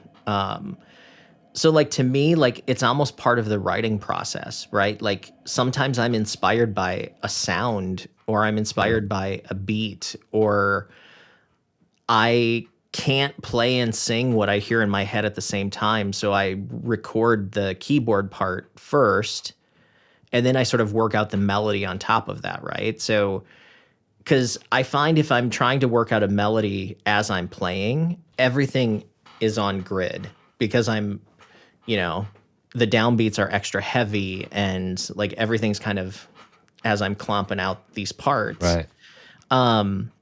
I think for me, the recording process is part of the writing process. Mm, But some people would say, well, but then you kind of paint yourself into a corner sometimes because what if you want to change the song? Then you have to go back and change all of the production. And I think that's a valid point. But I'm also not a big go back and change everything person. Like I trust my instinct enough to make decisions in the process, and I'm not afraid to commit. We were talking when you were on my pro writer group the other day. You were talking about having a 4-track cassette recorder where you used to take 3 tracks and bounce them to one. mm, Like we really had to commit because I used to do that too, where you could have more parts, you just have to bounce them. And then you couldn't unbounce them back in the day, right? So kids out there watching this, we couldn't just undo. no, you Um, were really you were really jumping off a ledge with that move. but I think for me, I'm not afraid to commit to certain things, and I can always go back and change things if I want to. But a lot of times, it's like I said, it's kind of a learning experience. And am I out anything if this song doesn't end up being the best thing in the world? No. But again, like, who am I to Mm, judge that though? Sometimes the songs I don't like, people really respond to. You know what I mean? So, yeah, I think the moral of the story is for me, it's all kind of the process, like recording, writing. And I think that's pretty common these days, to be honest. I even think in Nashville, a lot of times you have a lyric person, you have a melody person, and then you have a track guy or girl. More guys, more girls need to get into production, but that's another topic. But I think even there, you're walking out of a session with a semi produced work tape at the end of the day, right? Because writers in Nashville are writing 1 to 2 songs every single day.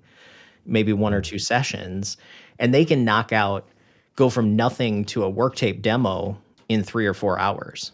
So like I think that's just part of our musical world now is the technology. Mhm. Yeah, I think there's a part of me that feels like that it has to be, to be a songwriter, you do it all like in that one sitting with one instrument, and then you move on to recording. And I've, I think there's value to that because you kind of have the bigger picture in mind a little bit, and you can have a sense of where it's going. But yeah, I'm the same way where the sound might inspire me, and that triggers the emotion that gets things going. And a lot of times, if I'm even making songs on my guitar, the guitar winds up coming out. It's not a guitar song, but it might have been what got me Right. going. But I guess it just goes to show this, like you said, there's tools, not rules, and it doesn't really matter at the end of the day how you got there. I mean, what matters is the song strong though, right? Like there Mm, is a such thing as relying too much on production. I think for right. me, when I am using production tools, I'm still focused on the core of the song. I'm still focused on the chords, the melody, and the lyric. And then I could always change the production, right? But in that process, I'm still writing the really the foundation of the song is there. So it Mm, would still work just as an instrument and vocal. mm. It's often a good test of a song if it holds up For sure. when you strip it down. Yeah, I've heard But that called the campfire test. Like, could somebody yeah, sing it around a campfire?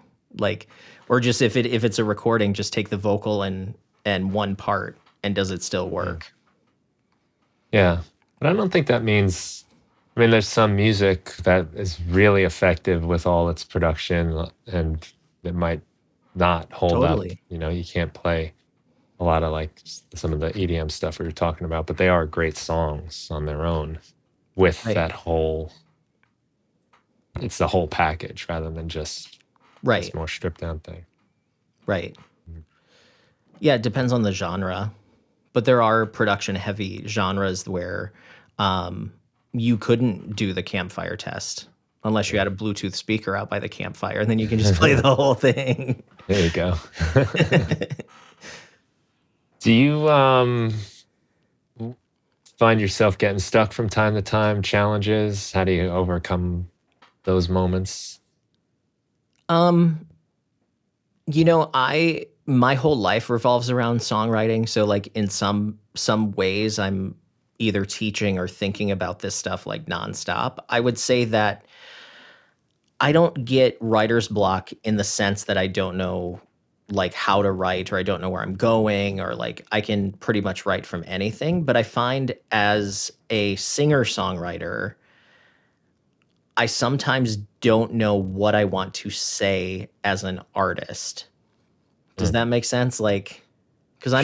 I'm in my upper 40s, so like I'm probably not going to write love songs about finding relationships, right? Like I'm in a long-term relationship. My songs aren't going to be about that. I'm not going to write about young people stuff. My stuff doesn't have the slang like some younger people would have.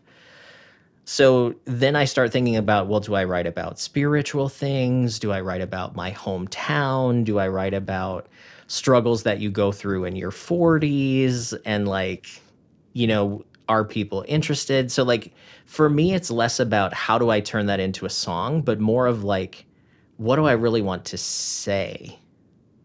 If that makes sense. So I think that's my struggle a lot is like, and I've written so many songs that I sometimes feel like I've been there, done that. Um, I don't know if that makes sense. Of course it does. Yeah. It's. I guess that's part of the blockage a lot of people have.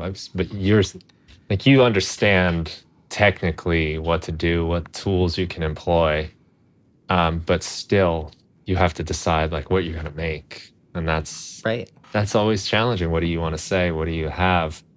And it's just another challenge in this whole puzzle of doing this, where I guess just because you have the technical know-how and you can just construct it, like, well, what are we going to build today? Right. What would be meaningful? What would feel But good right now?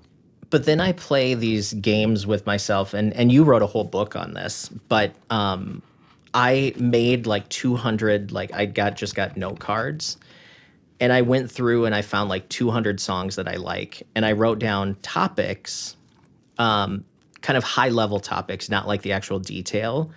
But I wrote down all these topics that I know work in songs. So sometimes I'll play these prompt games with myself in order to write. Um, like this card I just pulled says, "You can't break me." Well, now I could run with that and I know exactly how to turn that into a song. And Hmm. is that my story though? Right. So that's why I think as a writer, I don't necessarily get blocked. But when I think of myself as a singer songwriter, it's like, who am I as Chad?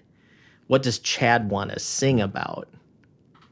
So it's like this weird, Yeah. subtle meta thing that happens. But if you give me a prompt, I can go to town on it, right? Hmm. Like this one says, what happens when people break up? Like I have like Hmm. 200 topics that I, just pull one Do you have the and go. song that it corresponded to on those? No, So because I you don't want just, to. Yeah, these right. are just, this one is like quiet night. So it's very Hmm. simple. Yeah. Um, Right. yeah, But that's informative. Quiet Night. I'm going to leave the heavy metal guitar solo out of that one. totally. Right. So it's not even a thought. It's not even on the menu of choices. And then you think, why is it quiet? Right? Like, is it Mm-hmm. quiet because life has been really noisy and I just need a break? Or is it quiet because now all of a sudden I'm alone? Is it quiet because I left somebody? Is it a quiet night because kids or my pets or my partner aren't here? Is it a quiet night in a city? Is it a quiet night in the country? Is it a quiet night on a ship? Like you have all of these things that you can think about and then start thinking about the opposite. Well, if it's not a quiet night, what is it? It's a crazy day or it's a loud day. So then you think like, well, how could I play on that? Like, what is the story where I can sort of play on opposites, right? Mm-hmm. And then Yeah. usually what I would do is I would start free writing and I would write from my senses. So I'd write sight, sound, taste, touch, smell, how do things move? And then I would go write for like 5 or 10 minutes of that. And then I'd go back and pull out interesting phrases, interesting lines, and see if any of those actually are a better title than Quiet Night. Like maybe the song isn't actually about Quiet Night. Maybe it's something that just got inspired by. But if you write from your senses, that gives you really good verse material because a lot of times that's a time, a place, or a person, that you're writing about. So that gives you lots of information to set the scene, and then you can figure out what the emotion is for the chorus. That's great. Using that sensory imagery is powerful because that's how we experience the world. I go over this in my English classes all the time. I Yeah, just get them to think about like just sitting in this room. What are the things you see? What are the things you hear? What are the things you smell and all that? And we break it down and it allows you to say things in an interesting way. Like, oh, that's what it felt like to be there.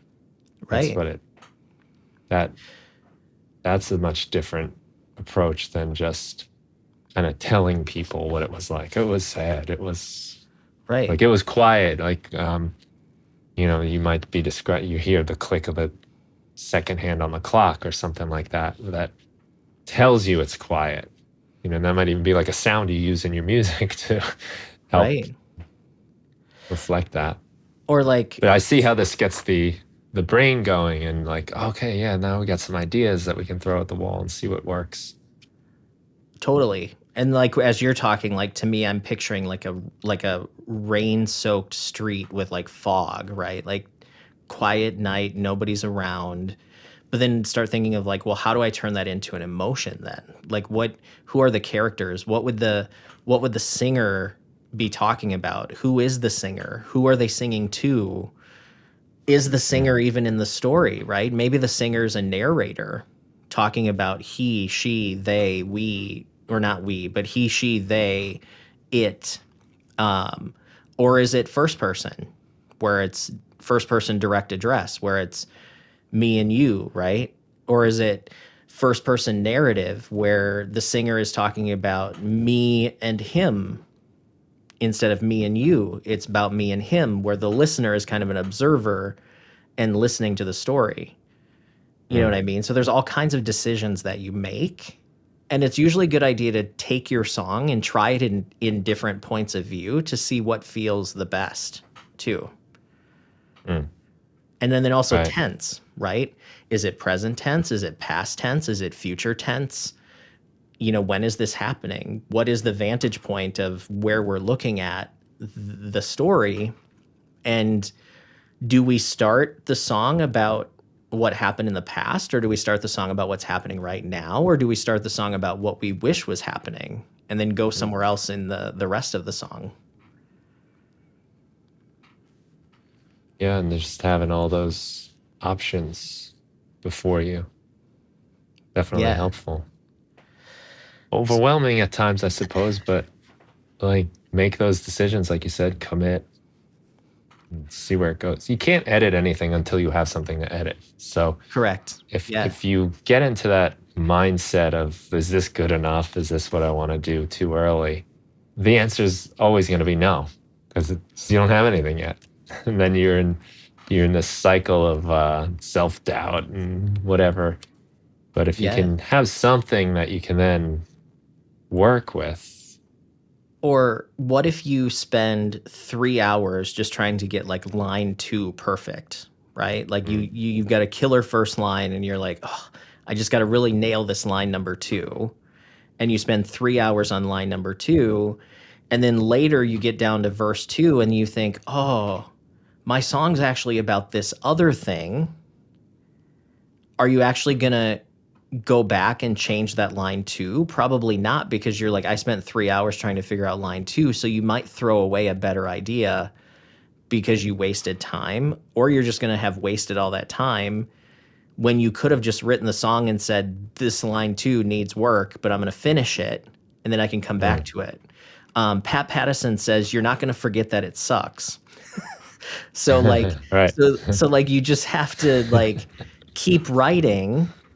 And I love what you just said of like, if you don't have something to edit, like, of course it's not good enough because there's nothing there. And I think that's the point is, you know, how do you know until it's done?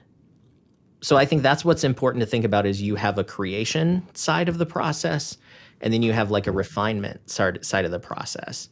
And you don't want to invite that critic in too soon.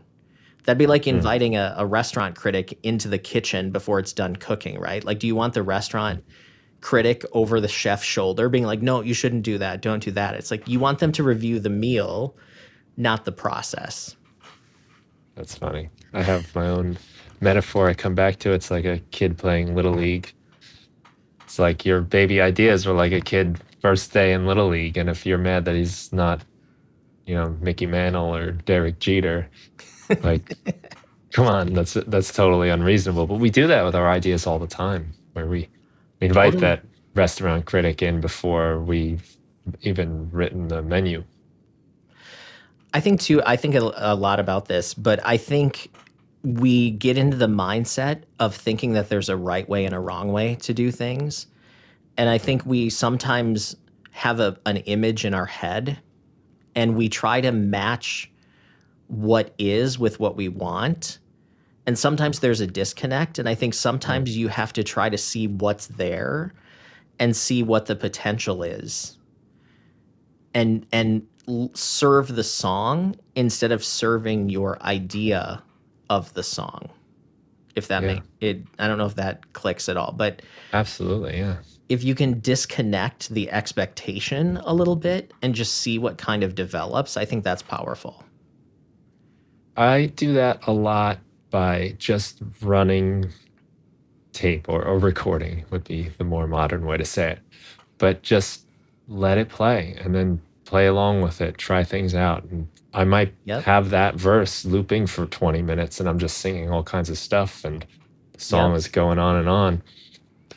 And it's often in like the listening back to that where I say, oh, that's something that's kind of nice. So you think you know what you want sometimes. And if you get too married to that, you miss something cool that happens along the way.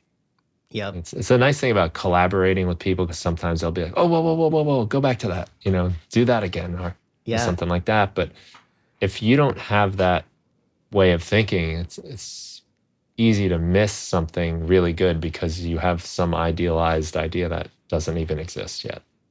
Yeah.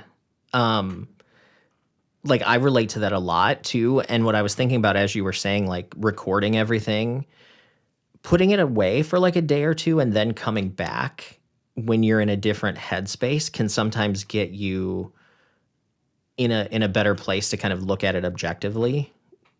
So you're not comparing it to this perfect image that you've created, but you're going back and hearing it for what it is. And sometimes Mm. things will stand out in a different way and you'll be like, that's really cool. Like I should go down this path.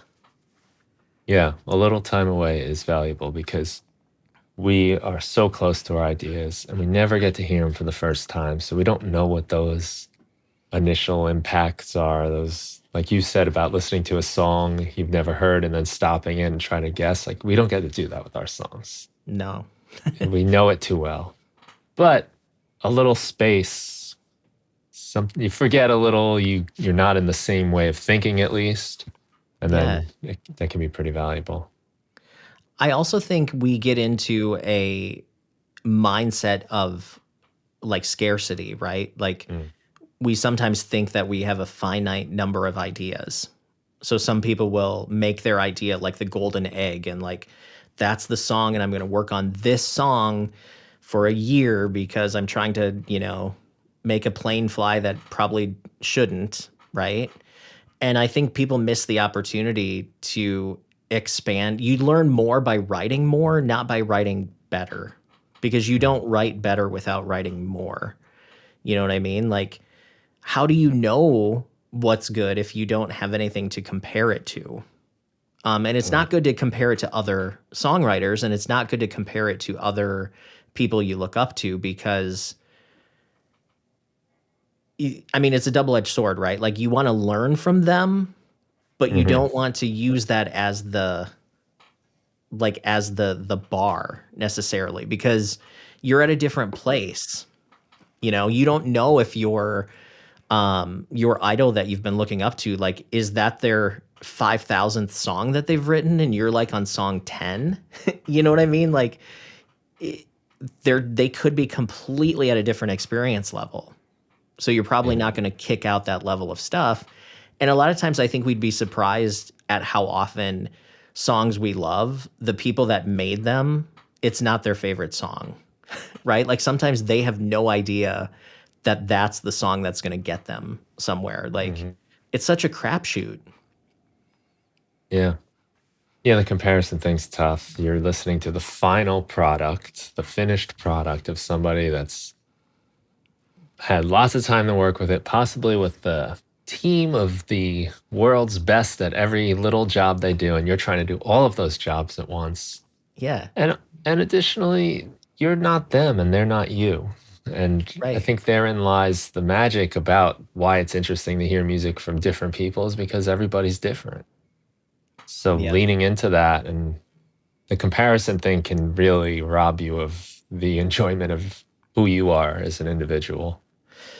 Do you run into that a lot with production? Like I get into like mixing my own stuff and like I get into this mental game of like why doesn't my mix sound like the songs that I like or like, Oh yeah, sure. you know. I mean, not just production. I mean, every single aspect of the whole entire process. You Yeah. know, even when I listen to other podcasts, oh man, like I can't do that. They're better than me, or what? All these things. Like I think. I mean, I'm not even going to limit that to music. Probably every aspect of my life, and my personality and my looks and you name it is somehow I can, if I start comparing enough, I'll get insecure about it real quick. Yeah. I mean, it's a hard game that we all play though, right? Like we are the best at being ourselves, but we always try to be somebody we're not. But I think for me personally, when I try to emulate someone else or if I try to copy a trend, it's always sort of a generic impersonation of it. It's never very authentic, like the Mm, stuff that I do just on my own. Like there's an authenticity when I write my own songs and when I sing my own songs and sometimes I'm like, "Oh my gosh, my songs feel like they all sound the same," which they probably sound similar. Like people have styles, right? Like Taylor Swift sounds like Taylor Swift. But like I have to remind myself that the reason why people try to be those other people is because they've somehow gotten to like a commercial success. But like at one point, no one would have cared what Taylor Swift was doing before she was really famous, right? So I kind of think of myself as like, if for some reason my stuff ever takes off, which it probably won't because I don't do marketing but I love writing songs. To me, it's like nobody's better at being Chad than Chad. And I mm, think that's how you kind of have to look at it is like, how can I be myself and make music that moves me? Because if it moves me, there's probably millions of other people that it moves too, because I can't be the only one that has my same taste, right? Like, I don't think I'm that unique. mm. I think you're right. You got to just lean into who you are and how you do things. And it's tough, Yeah. there's because so many people are so talented in so many ways. But probably when you're comparing yourself to other people too, you're kind of focusing in on one aspect rather than the full picture. So, Yep. that old expression, if we all put our problems on the table and we're going to trade, we'd probably just pick our own problems right back up. And I Yeah. think it applies to this a little bit where that's the gift. That's like kind of our superpowers that we are individuals. And that's why it's interesting. That's why it's, we don't have enough songs yet. It's not like because we got enough, right? We don't Yeah. need anything else, but it's still interesting because there's still new people to share what they've got and to connect with us in a way that we haven't been connected with before. Yeah. I mean, think of how many love songs have been written over the Yeah, years, enough. We got enough. like billions. But yet somebody still can come out with something that Yeah. just knocks the public socks off and just like it outshines everything else. Like it's possible. Mm. Someone came out and said it in their own weird way. Right. And they say it in a way that it's like, why didn't I think of that? Mm. Right. Or Sometimes like it's I've so like kind simple. of almost always thought of that. I just never had a way of saying it. Right. Yeah, Yeah. exactly. Mm. Cool stuff. I'm keeping you a long time, but it's because I'm really enjoying talking to you. I Awesome. Well, want this has to. been fun. Yeah, it's been great. I'm really glad we did the thing last Saturday with the At Home Songwriting group. I'm not saying the name exactly right. It's the Pro Yeah. At Home Songwriting Pro group. Songwriting Pro It's the writing group. At Home Songwriting Pro Writer Group. So the idea of the group is you can write like a pro at home. So the name doesn't mean that it's pro writers that are in the group, but it's people that want to write at a pro level, but maybe aren't there yet, or they maybe don't want to chase it like a pro would. Like they don't want to move to Nashville. They don't want to Mm, be a staff writer. They don't want to do that stuff, but they want to write pro level songs. And what the group is really, um, it's a membership, so it's a premium membership. But I teach them each week. So we have a 1 hour, about hour and a half class or a workshop. It's online. We talk about a songwriting topic and we learn different tools, techniques. And then each week I give them assignments. So they do writing exercises, writing assignments.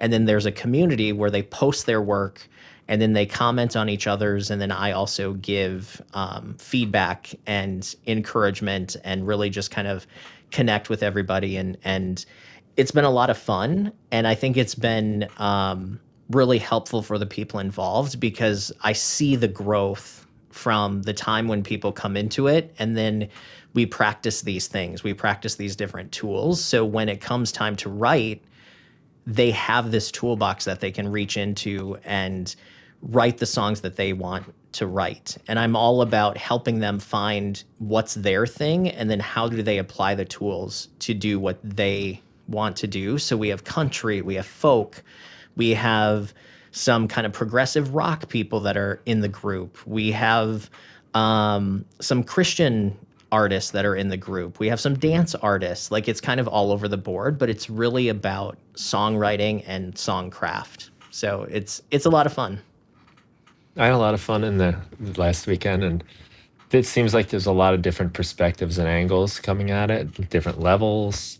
Yeah. And all in all, though, the thing that was so nice was just this enthusiasm, this excitement. And that's, I left the meeting myself feeling inspired and I wanted to make music. And that Awesome. alone is just a really huge gift. I mean, for me, like anything that inspires me, it's precious and valuable. So I soak it up. And it seems Yeah. like you got a really cool thing going there. As a teacher, and you might find this too, that, sometimes it's not about what we're teaching, but it's about how you connect with the other people. And I think Mm. I can't understate what the community does when you know that you have a group of people that are sort of in your corner and like your cheerleader, and they're supporting the songs that you're uploading. We're getting together on a weekly basis to nerd out on this type of stuff, right? Like, I mean, we go an hour, hour and a half, but we could totally go 3 or 4 hours if we just, usually we all have stuff to do, but we could go forever because we're connected with our people. And I think that's what's Mm. really fun about it. So if people are looking for that kind of online connection, I think my group might be one to check out. Yeah, I could agree with that. It was a lot of fun. Thanks for having me on that. That was great. Yeah, you'll have to come back. Yeah, I'd I'll love give to. you an assignment and then you can do the work. And Yeah, cool. Well, having that assignment, that's sometimes you just need a little direction. Sometimes yep. the infinite options problem is real, where you can do anything. Every one of us can make any type of song that we want. So a little direction, it's always helpful. Yeah, and I think, just doing little exercises sometimes is enough to build your skill over time. Mm. I think sometimes we get in our head that we have to write a complete song all the time, and that's not always true. So just practicing part of the process can help you improve so much. Absolutely. So we've also got the YouTube channel, which is great. At Home Songwriting with Chad Shank. Yeah. And the web address for you, at home songwriting.thinkific. Is that, am I So saying you that can right? go to Thinkific.com. yeah, I have athomesongwritingcourses.com. So at home Mm, songwriting courses. And then to get to the YouTube channel, you can go to athomesongwriting.com. So either will find me. cool. I'll put all these links inside the show notes for this episode so people can find it. And Awesome. yeah, if you've enjoyed what Chad's been talking about, I certainly have. Check them out. Yeah, I just realized how long we've been talking. That's crazy. It doesn't feel that long. It's usually a good sign, I find, when Yeah. I look at the clock or my dog Audra starts reminding me it's dinner time. So Yes. it Yes. means we're having a good time here. Yeah. So Yeah. You have a studio dog. I have a studio dog. He's not in here with me right now, but yeah, he's there usually, Saturday. yeah, his name's Joey, and he's usually one of the reasons why I take breaks from doing this stuff because usually Mm. he has to go out before I want to stop. So, I find that helpful, actually. I yeah. like that about my dogs because they'll, sometimes you're getting diminishing returns. You're sitting here too long doing stuff. You just need some fresh air and then things come back into place. So Absolutely. it's a nice kind of built-in way to take a break. Yep. Awesome. Well, thanks so Well, much for having me. This has been fun. yeah, thank you. And thanks everyone for listening.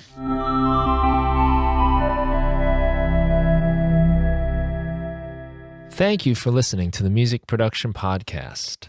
If you want to help support the show, the best thing you can do is tell a friend, someone you think that would enjoy the show. I'd also love it if you could leave a review wherever you get your podcasts.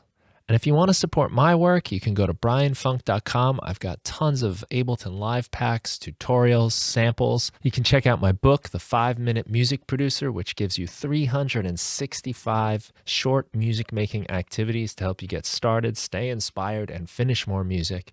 And there's also the Music Production Club, where you get my latest releases as soon as they're finished. It gives you access to a community of like-minded people who are making music and sharing ideas. You can share your music, find new collaborators, and participate in our live meetings where we set up some kind of musical challenge and then make music together and share our results at the end. That's the Music Production Club. It's a lot of fun, and you can find that and everything that I do at brianfunk.com. Thanks again for listening to the show, and have a great day.